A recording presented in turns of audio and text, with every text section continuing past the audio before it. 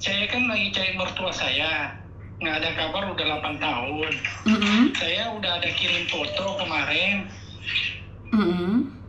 Nah, jadi belum ada kabar. Jadi lalu saya cari asisten Mbak ya, kasih kabar, cuman belum ada lanjutannya. Saya tuh perlu karena gini Mbak, ceritanya Mbak saya mertua saya kan orang Taiwan. Nah, jadi punya anak istri saya. Kita tuh anaknya tuh lah udah pisah sama saya, lari lah istilahnya tuh, tinggalkan kita anak 3. Nah, udah 8 tahun lebih tuh mereka nggak ada kabar. Saya ngurus surat menyuratnya kan nggak bisa, karena di situ ada dia punya surat menyurat tuh ada yang ketergantungan, mau dilewat pengadilan atau mau tanda tangan dia jadi saksi gitu loh Mbak. Nah, saya kan terus terang saya hanya orang kecil pengantar air galon. Nah, anak saya kemarin kan mau sekolah, nggak bisa karena dia punya surat-surat itu udah dicabut dari sana sama mantan istri saya. Dia nikah lagi baru, tapi surat menyurat saya itu dicabut sama mereka, tapi itu masih di Indonesia masih tergantung, nggak bisa diapa-apain. Jadi anakmu terkendala untuk sekolah? Iya, kemarin anak saya kan ditinggalkan dari umur yang kecil 2 tahun, yang nomor 2 3 tahun, yang paling besar 8 tahun. Nah, sekarang udah kemarin masuk SMK. Kemarin tuh ditanyain sama mereka, sama akta nikahnya mana? Akta nikahnya ada saya, cuman itu tidak berlaku karena dicabut sama mereka. Itu loh. Saya mau pingin cari mertua saya, kabarnya gimana, saya mau minta tolong diselesaikan lah. Bukan apa, saya ke Dukcapil di sini, Kota Ketapang ini, kayak disuruh print sana, print sini, akhirnya ditendang ke pengadilan. Lewat pengadilan aja Pak, katanya.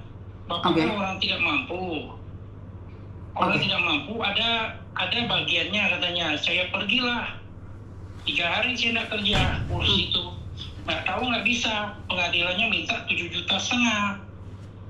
Nah, dari situ saya terkatung-katung lah sampai sekarang saya.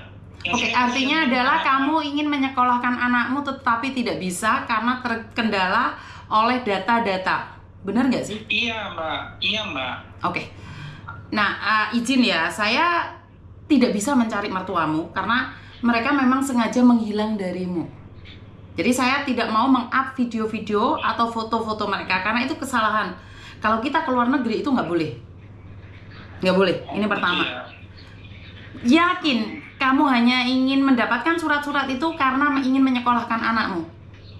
Begini Mbak, saya kan di kakak saya itu dicabut mereka, yang anak saya itu dicabut waktu kemarin tuh dicabut. Saya tahunya waktu saya kemarin pas sakit, saya kan ada BPJS tuh, karena dari adik dimasukkan tuh nggak bisa, punya mereka yang 3 tuh udah dicabut sama istrinya katanya, dari Pontianak yang pusatnya. Nah gitu loh, sedangkan saya kan nggak tahu apa-apa, kita namanya orang kecil kan, saya kan kerja. Maksud saya tuh, saya cari mereka, tolong dong selesain, jangan dibuat saya ini hidup sedang mati tak mau juga, udah kita susah. Sebentar, makanya pertanyaan saya adalah, apa yang kamu ingin lakukan karena demi masa depan 3 anakmu, benar atau salah? Kalau saya terus terang, saya pikir begini Mbak, dia udahlah masa lalu ya lewat. Cuman saya mau menyelesaikan surat menyurat ini Mbak. Makanya jawab pertanyaan saya. Kamu seperti ini karena kamu ingin anakmu sekolah, benar atau tidak? Iya Mbak. Oke, jika kamu mengatakan karena alasannya adalah anakmu 3 orang ini, saya bantu keuangannya untuk di pengadilan. Nah, jadi begini Mbak, saya kan dari mereka Dukcapil ditunjuklah ke pengadilan. Pengadilannya itu ya mama ngomong, saya nggak ngomong orangnya apa. Jadi saya tanya, Pak, kita nih ditunjuk dari Dukcapil ke sini. Katanya ada yang non biaya, ibaratnya gratis. Karena kita orang tidak mampu, saya tunjukkan surat tidak mampu dari kepala desa ya itu ya. Nah, saya kasihkan, tapi ditolak.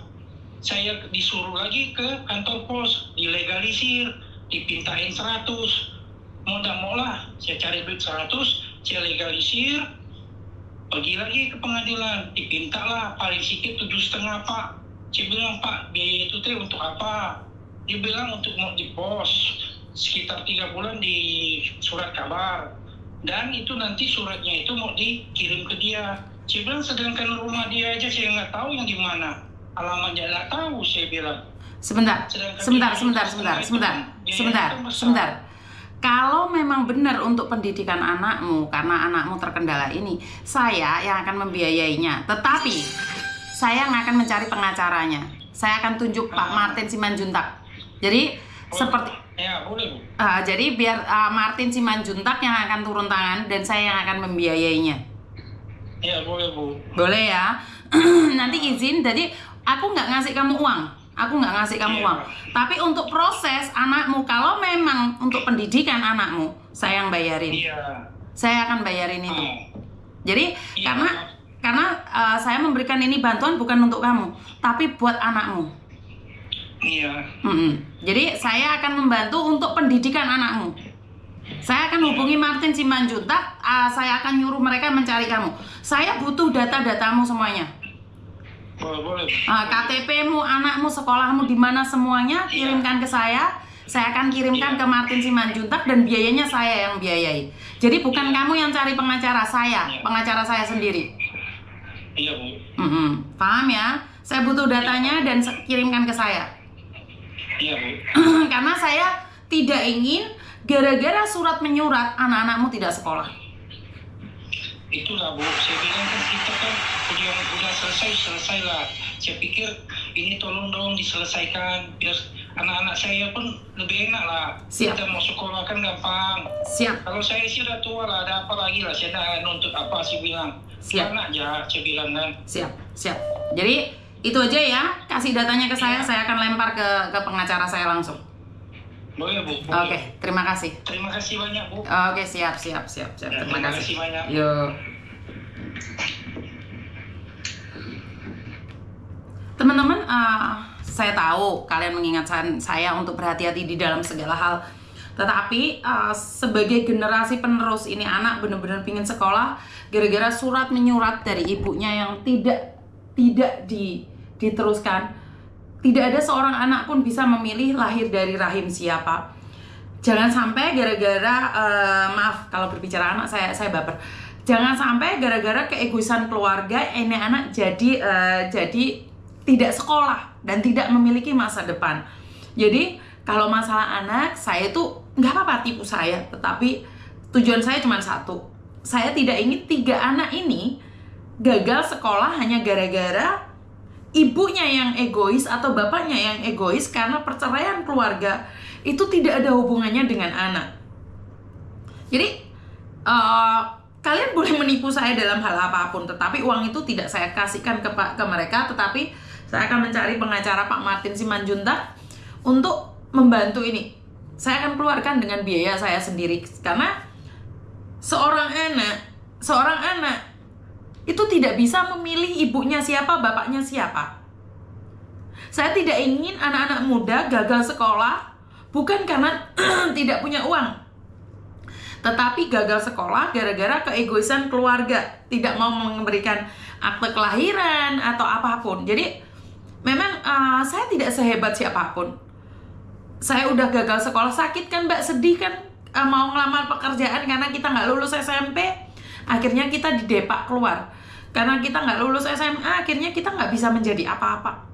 Karena itu saya selalu bilang, saya tuh akan menjaga anak-anak broken home yang benar-benar ingin saya jaga. Saya akan memberikan perhatian khusus pada mereka yang memang mereka butuh perhatian khusus. Jadi saya minta maaf, saya tidak bisa menyenangkan banyak orang, tetapi saya akan mencoba yang terbaik versi saya, dan tidak lupa juga agar kalian bisa terbantu.